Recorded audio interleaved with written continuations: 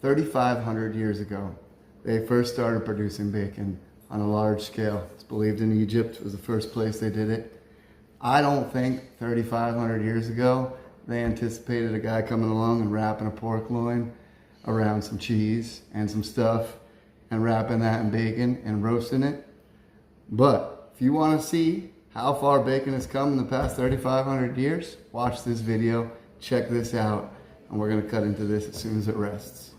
I was wondering what pigs looked like 3,500 years ago. This is what AI came up with. Google came up with hairy pigs. AI came up with muscular pigs that'll mess you up.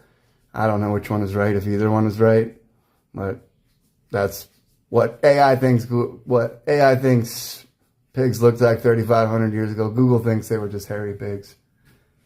So what we're going to be making today is a bacon wrapped pork loin stuffed with goat cheese, herbs, apple, and ham. So it's basically a bacon wrapped pork loin stuffed with ham. So you're looking at a pig on pig on pig. This may be the last pork video I do for a little while because I might have exhausted this subject for a while. I might need to get into some new things. So right now I'm just taking a sprig of thyme and a sprig of rosemary. I'm going to chop that up real fine and mix it into my goat cheese. The goat cheese is room temperature, just makes it a little bit easier to work with. I didn't quite get it to room temperature, but I pulled it out maybe 15 minutes before I was going to do this. And it worked out fine. You'll see later when I mix it in. So I'm going to take this, chop it up real fine, then I'm going to toss it into the bowl. And we're going to make our mix, our filling mix. Here you could put some basil in here. You could put different herbs than what I have. A little oregano would be nice. Some spinach would be really, really good. I'm putting ham and garlic and herbs and apples in it. But this is a pretty versatile thing. You can, you don't have to put goat cheese in it. You can put something else in there. You don't have to put any of these ingredients if you don't want. Maybe a little bit of tomato or something would be fun in there. Some different herbs, some different spices would really make it an interesting dish. And I may make it again for my family because it was very popular. So we'll see, but have fun with this one. Put whatever you want in it. If you have a whole pork loin, the important thing is learning how to open it up and wrap it up, which is what I'll show you in a minute. So I'm going to dice these apples up really, really fine. Get them into a small dice so they're not a weird texture inside of the cheese. I want everything to sort of blend together when you're eating it. I don't want it to be super crunchy or an extra texture. I think that in the future I'm going to do a side dishes with this and do this. I'm going to save some of this and use it for a side dish where I'll do some potato salad, some local fruit gastrique, and perhaps a pineapple mango chutney of some sort on top. So stay tuned for that, for something, how to accompany this particular dish, because this one is really a good dish and worth trying and not very difficult. If you have a whole pork loin, you go to your butcher, you say, hey, I want a pork loin, show them the size, the length you want it to be, and it's pretty simple. So I'm going to put just a little bit of sriracha in there to add a little bit of sriracha flavor. Not too spicy because my 3-year-old has to eat it and like it, and she won't if it's too spicy. But a little bit of sriracha isn't spicy. It's just a little pepper flavor. So I'm going to mix this by hand because obviously using the fork was bending the fork. Not really working out that well. So just do it by hand. It's not that big of a deal. You can wash your hands. Give it a taste test. Make sure you don't need salt or anything in there.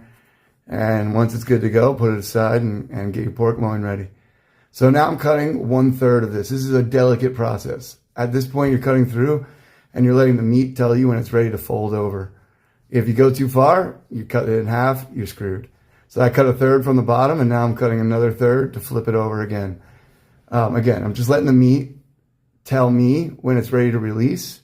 And that's how I know I'm about to cut too far. And then there you go. It's perfect. Came out perfect sheet into thirds, rolled out. Now I can put my filling in there. So I'm going to be slicing it that way. So we're going to be putting our filling in this way just to make things a little bit easier. And then we're going to roll it around. You can roll it either direction, but I suggest doing it like this for slicing purposes. Now that you got it rolled up, put it off to the side. I'm going to put some salt and pepper on it. Honestly, I would recommend maybe putting a little bit of salt and pepper on the other side as well. It depends. This was not very heavily seasoned, but I was worried about the bacon being too salty. It wasn't.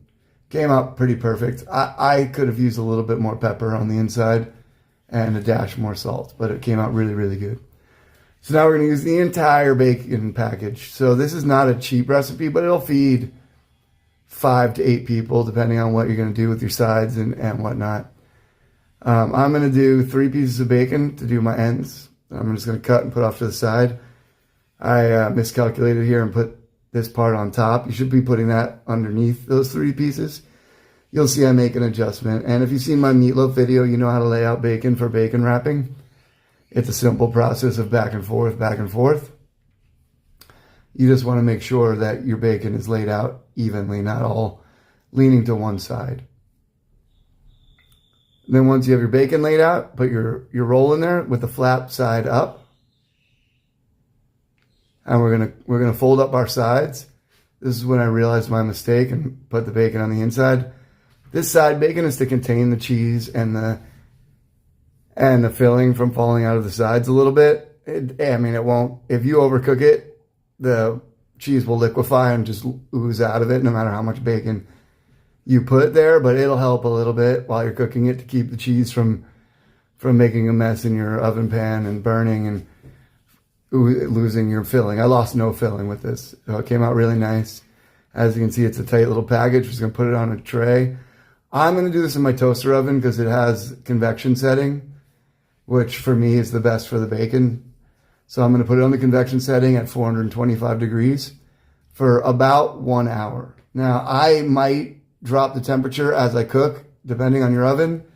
You're going to want to take a look. This is about 20 minutes into it, how dark your bacon's getting. If it's getting too much color too quickly, drop your temperature. This was not. So eventually I ended up flipping it over in the oven and cooking it all the way. This came out beautifully. Color all the way around. Like I said, I flipped it in the last 20 minutes.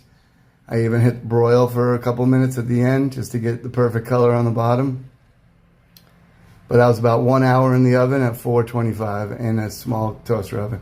Came out super juicy. I temped it at 150. Just remember to go into your thicker meat parts when you're temping it, not into your cheese.